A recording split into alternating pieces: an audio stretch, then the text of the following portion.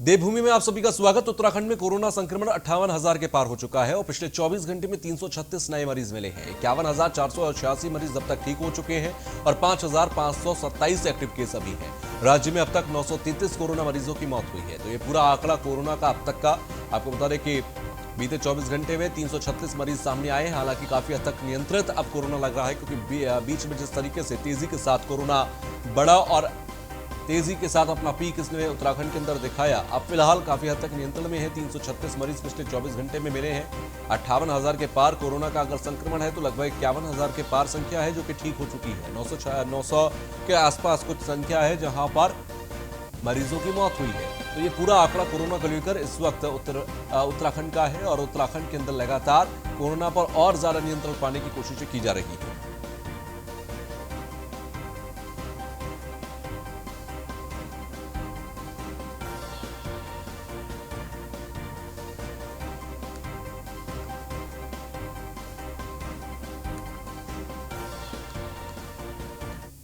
तो वहीं कर्मचारियों और अधिकारियों के वेतन कटौती बंद करने की बात की गई है। सरकार ने अधिकारियों के वेतन कटौती को बंद किया है। वित्त सचिव अमित सिंह नेगी ने शासनादेश जारी किया। पिछले दिनों कैबिनेट में सरकार ने फैसला लिया था, कोविड फंड में अधिकारियों और कर्मचारियों के एक दिन की सैलरी कट रही थी।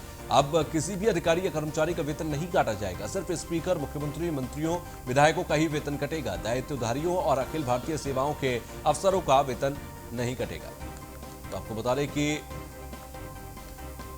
दायित्वधारियों अखिल भारतीय सेवाओं के अफसरों का कटेगा वेतन, लेकिन इसके अलावा कई कर्मचारी और अधिकारियों का वेतन अब नहीं काटा जाएगा। इससे पहले ये आदेश दिया गया था कि वेतन काटकर इसे कोविड फंड में जमा किया जाए, लेकिन अब फिलहाल ये फैसला दिया गया है कि कई तरह के अधिकारी और कर्मचारियों के वेतन अब नहीं कटेगा।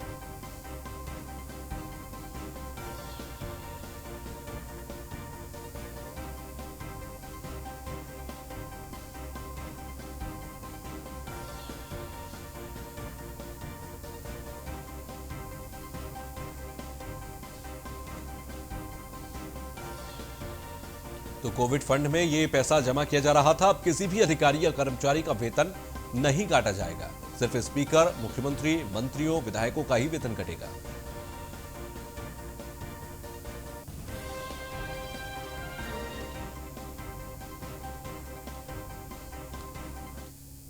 तो वहीं पर्यटन सचिव दिलीप जावलकर ने किया निरीक्षण। यात्री सुविधाओं और स्थापना कार्यों का निरीक्षण किया। डेवलपमेंट बैंक के माध्यम से करवाए जा रहे कार्यों का निरीक्षण किया गया। तुंगनाथ यात्रा को संचालित करने में देवस्थानम बोर्ड को सक्रिय भूमिका और इसके अलावा ट्रैकिंग रूट पर ठोस अपशिष्ट प्रबंधन हेतु जरूरी इंतजाम किए जाएंगे।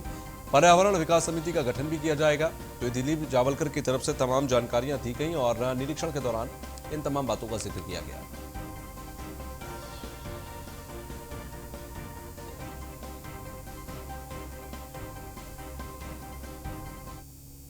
कार्यक्रम था और तालाबों का निरीक्षण मैडम जैसा कर रही थी, तो उसकी आई थी। इन्होंने यहाँ बच्चा छोड़ा था तालाब में, छोटा बच्चा, तो उसको देखने आई थी कि उसकी कितनी ग्रोथ है और क्या उसका वो चल रहा है।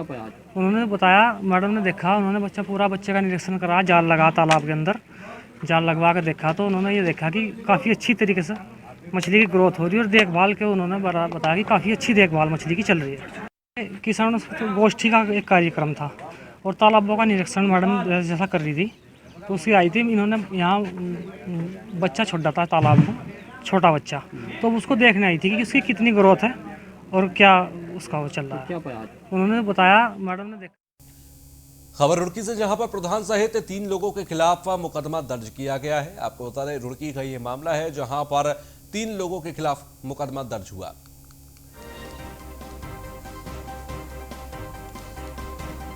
तो प्रधान सहित 3 लोगों के खिलाफ मुकदमा दर्ज हुआ है। सिविल लाइन कोतवाली में दर्ज हुआ मुकदमा। अवैध वसूली और मारपीट के आरोप में मुकदमा दर्ज हुआ। इरशाद नाम के व्यक्ति ने पुलिस को तहरीर दी है। ग्राम प्रधान सहित 3 के नाम दर्ज कराया गया मुकदमा।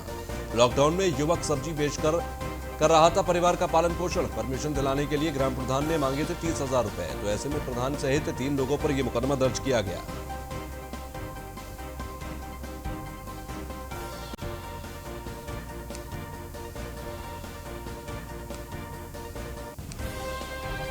प्रधान सहित 3 लोगों के खिलाफ मुकदमा दर्ज हुआ। सिविल लाइन कोतवाली में यह मुकदमा दर्ज हुआ है।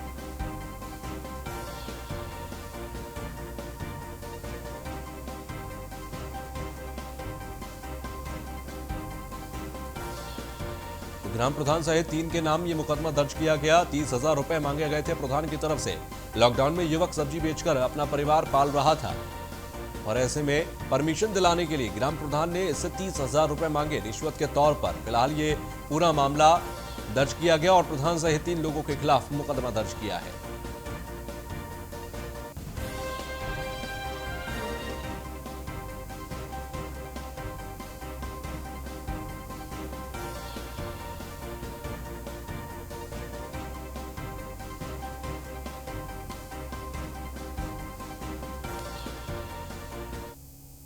तो वहीं रुड़की से खबर कि गंगनहर कोतवाली में तैनात हेड मुहर्रिर की मौत हो गई। संजीव यादव की हार्ट अटैक से मौत हुई है। मौत के बाद पुलिस महकमे में हड़कंप मचा है। यूपी के इटावा का रहने वाला बताया जा रहा था।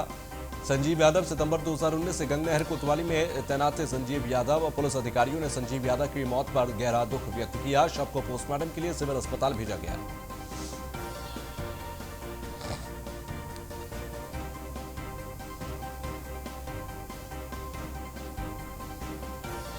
तो सितंबर 2019 से गंगनहर कोतवाली में तैनात था। पुलिस अधिकारियों ने संजीव यादव की मौत पर गहरा दुख व्यक्त किया है।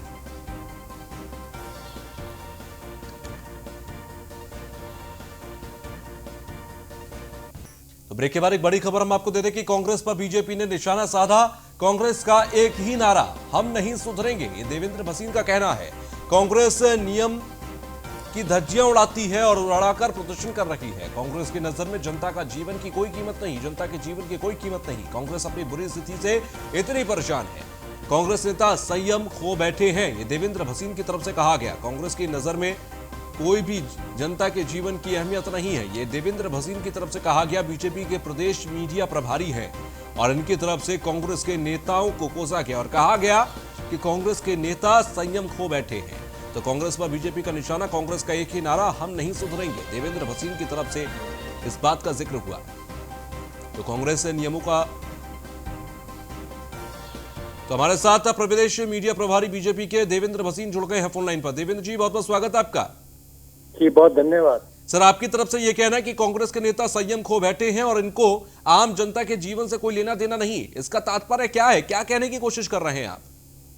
देखिए, कांग्रेस के नेता कोविड काल में लगातार प्रदर्शन के बाद प्रदर्शन कर रहे हैं। कभी ये इनका मुख्य पार्टी करती है तो कभी ये अपने छात्र विंग को आगे करते हैं। हमारा कहना ये है कि कोविड काल में नियमों के पालन की बहुत जरूरत है और कांग्रेस जो है चूंकि अपना जमीन खो गई है, ऐसे में संतुलन उनका बिगड़ गया है और वे नियमों का उल्लंघन करते हुए, कोविड की जितनी गाइडलाइंस हैं उनका पालन ना करते हुए एक तरफ उन्होंने करते हैं ताकि ये सुधरने वाला तो ये कोविड काल में भी अपनी पहचान के लिए, अपनी लड़ाई के लिए लगातार कार्य कर रहे हैं। लेकिन साथ ही साथ देवेंद्र भसीन साहब, क्योंकि कांग्रेस की तरफ से तो लगातार ये कहा जा रहा है कि प्रदेश सरकार, जब भी हमने सवाल किया इस बाबत तो उनका तरफ से एक ही इस पर रिएक्शन होता है कि हम जनता के बारे में ही तो सोच रहे हैं, क्योंकि जनता के लिए ही तो जो तमाम सरकार की खामियां हैं उनके लिए आवाज उठाते हैं और तमाम कोशिशें भी की जाती हैं। तो इसको तो वो उल्टी तरीके से समझाने की कोशिश करते हैं। देखिए, मैं आपको एक बात बताना चाहूंगा, आपके संज्ञान में होगा कि हमने कांग्रेस को चुनौती दी थी कि वे अपने कार्यकाल में उन्होंने रोजगार के लिए जो कुछ किया वो कृपया जनता को बताएं और हम भी बताएंगे। तो हमारे मुख्यमंत्री जी ने, हमारे प्रदेश अध्यक्ष जी ने और हम लोगों ने कांग्रेस सरकार के समक्ष भारतीय जनता पार्टी की सरकार ने जो कार्य किए, रोजगार दिए, उसका पूरा एक आंकड़ा विभागवार वो हमने रख दिया है और कांग्रेस ने एक किया। हम तो लगातार अपने बात रख रहे हैं, लेकिन कांग्रेस आरोप लगाती है, नरगल बयानबाजी करते भाग जाती है। तो ये हम कह रहे हैं कि अगर आपने कुछ किया तो जनता को तो बताइए, क्योंकि कुछ किया ही नहीं इन लोगों ने। तो ऐसे में ये केवल आरोप लगा करके ही अपनी राजनीति पूरी कर रहे हैं और कोविड काल में इस प्रकार की बातें करना, कोई आधार हो तो बताइए ना। हम सब काम कर रहे हैं, सरकार में आगे बढ़ रही है, लेकिन कांग्रेस तो कोरोना काल में केवल नकारात्मकता कर रही है, कोई योगदान नहीं देती, कोई जनता की सेवा नहीं करती, किसी प्रकार का कहीं पर उनका कोई क्रिएटिव नहीं है, सेवा का काम नहीं है और बयानबाजी और केवल प्रदर्शन। इसलिए हमने कहा कि ये एक ही लाइन पर चल रहे हैं और ये सुधरने वाले नहीं है। बिल्कुल देवेंद्र साहब, लेकिन कांग्रेस कहीं ना कहीं इस बात को समझने की कोशिश नहीं कर रही। हम कोशिश भी कर रहे हैं कि हमारे साथ कोई ना कोई जुड़े कांग्रेस से और उनसे हम आपकी बात भी कराएं और हम भी सवाल ये करें कि आखिर क्यों लगातार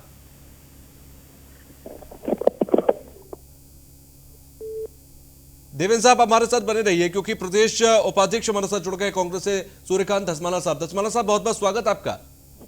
जी धन्यवाद। धस्माना साहब, देवेंद्र भसीन साहब हमारे साथ जुड़े हुए भी हैं और लगातार वो ये सवाल भी कर रहे हैं कि क्यों कांग्रेस के नेता जनता के जीवन की परवाह नहीं करते। जब लॉकडाउन चल रहा है, जब कोरोना काल चल रहा है, तो क्यों वो जीवन से खिलवाड़ कर रहे हैं? देखिए, सबसे पहले तो मैं पूछता हूँ कि ये सवाल उनको सतपाल महाराज जी से करना चाहिए।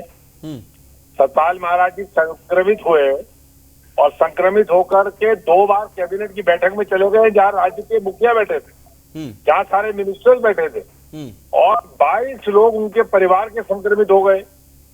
उसके बाद इनके जो श्याम जाजू साहब जो प्रभारी हैं, वो हरिद्वार चले गए, क्वारंटीन हो रखे थे और हरिद्वार जाकर के मंदिर खुलवा करके पूजा कर आए।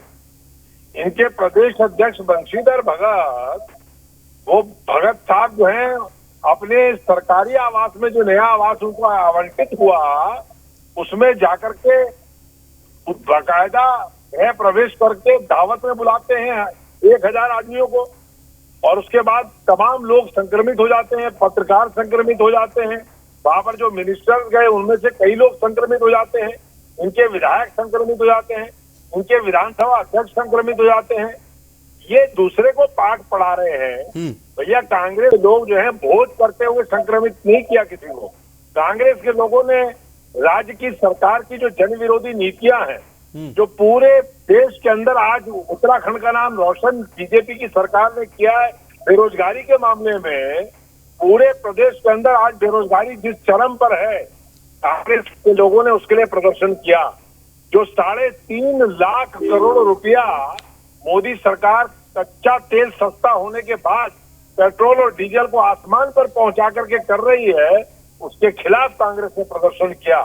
कांग्रेस ने प्रदर्शन जो है बद इंतजामी जो कोविड में कर रखी है, यही तो आरोप लगा रहे हैं ना धस्माना साहब। ठीक है, मैंने आपकी बात मानी कि उनकी तरफ से भी तमाम खामियां हैं, लेकिन अगर मैं आपके पहलू पर बात करूं तो तमाम हमने आपके प्रदर्शनों में देखा कि ना तो मास्क लगाए कार्यकर्ता, ना सोशल कोई डिस्टेंसिंग। तो ऐसे में आपको नहीं लगता कि एक तरीके से कांग्रेस पार्टी के पहलू पर तो गलतियां हो रही है ना? कोई गलती नहीं है। आप ये बताइए, कांग्रेस के कितने संक्रमित हुए? सर, ये तो एक अलग पहलू हो गया, ये तो एक रिसर्च का पहलू हो गया। अगर कम्युनिटी ट्रांसमिशन के मुद्दे पर जाएंगे तो वो उसमें तो अभी खुद सरकारें और तमाम एक्सपर्ट्स उलझे हुए हैं, लेकिन इससे फैलने की संभावनाएं तो है ना, गाइडलाइंस प्रोटोकॉल का उल्लंघन तो है ना। कांग्रेस लोगों ने अपनी जान की परवाह न करते हुए जनता के सवालों पर प्रदर्शन किया है और पूरी तरीके से सोशल डिस्टेंसिंग का पालन किया है, पूरी तरह से मास्क लगा करके। साहब, काश वो तस्वीरें जो होती हैं, जो रिपोर्टर्स वहां पर हमारे देखते हैं, उसमें भी कुछ नजर आता है कि सोशल डिस्टेंसिंग और तमाम मास्क और सैनिटाइजेशन गाइडलाइंस का पालन किया गया होता। तो चलिए, बहुत बहुत शुक्रिया हमसे जुड़ने के लिए धस्माना साहब।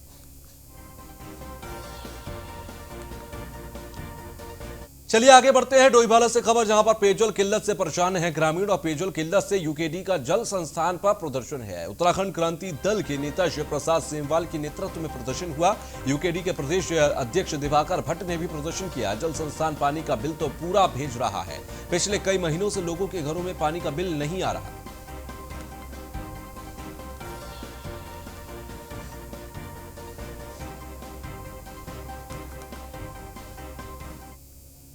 क्या ये देखने के लिए केवल एक चावल को टटोला जाता है ऊपर का, तो ये ऊपर का चावल है। पूरे राज्य के अंदर यही स्थिति है जो यहाँ है। इससे भी बदतर है, जब उनकी खुद की विधानसभा में ये हालत है तो बाकी विधानसभा में तो और भी दुर्गति हो रही है। मेरा कहने वाले इस पर बहुत ज़्यादा कमेंट्स करने की ज़रूरत नहीं। ये इनके तकनीकी जो काम करने की शैली है, उसमें राज्य सरकार का, अगर मैं ये कहूँ कि इस समय सरकार नाम की कुछ चीज़ ही नहीं है।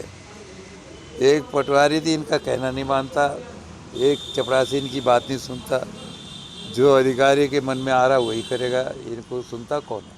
और क्या था, वो इसी समस्या को लेकर के था कि यहाँ की क्षेत्र की लोगों से 2 वादे किए गए थे। एक उनसे बोला गया था कि आप जो विस्थापित क्षेत्र के लोग हैं उन्हें कहा गया था कि आपसे जो है बिजली का बिल नहीं लिया जाएगा। जिन गाँवों को नगर पालिका क्षेत्र में शामिल किया गया था उनको बोला गया था कि 10 साल तक बिल नहीं लेंगे, उनसे बिल लिया जा रहा है, उनको बार बार बिल भेज के जो है प्रताड़ित किया जा रहा है।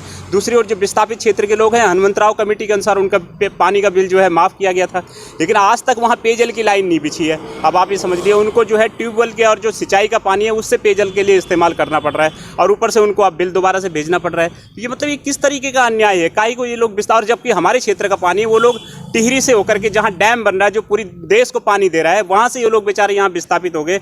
विस्थापित क्यों हो गए? तो बर्बाद हो गए। तो वहीं एडीजी एलओ अशोक कुमार के निर्देशों पर हरिद्वार के एसएसपी ने क्षेत्रीय विधायक, नगर पालिका अध्यक्ष और क्षेत्र में रहने वाले सीनियर सिटीजन्स के साथ स्थानीय लोगों की सुरक्षा सुनिश्चित करने के लिए बैठक की। इस बैठक में हत्या जैसी घटनाओं की पुनरावृत्ति ना हो उसके लिए सभी के साथ विचार विमर्श किया गया। पुलिस ने क्षेत्र के लोगों के साथ बैठक कर उनकी सुरक्षा व्यवस्था दुरुस्त करने के लिए सुझाव दिए।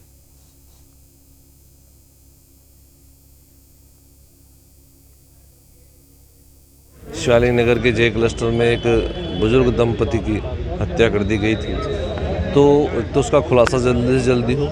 दूसरे, इस तरह की घटनाओं की पुनरावृत्ति दोबारा ना हो। तो हाँ, यहाँ पे मैंने कप्तान साहब से बोला था कि वो एक मीटिंग इस तरह की ऑर्गेनाइज करें।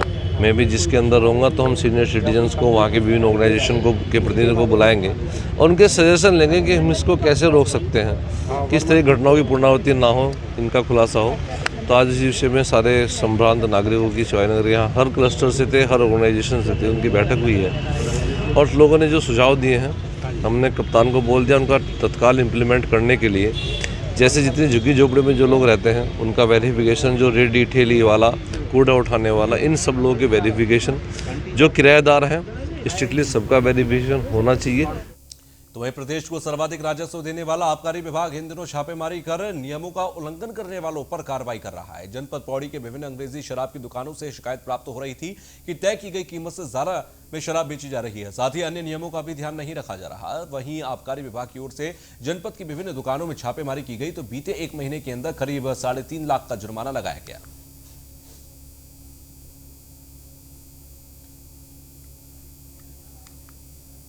हमारी तरफ से जो जिन दुकानों की छापेमारी की गई वो 11 दुकानें हैं, उन पे कार्रवाई की गई है और 3.5 लाख का जुर्माना उन पे वसूला जा चुका है हमारे द्वारा और आगे भी इस पर कार्रवाई जारी रहेगी। हमारे पास 111 करोड़ का लक्ष्य है 1 साल का और हमने अभी तक 76 करोड़ प्राप्त कर लिए हैं। तो अभी ये हमारा लक्ष्य प्राप्त हो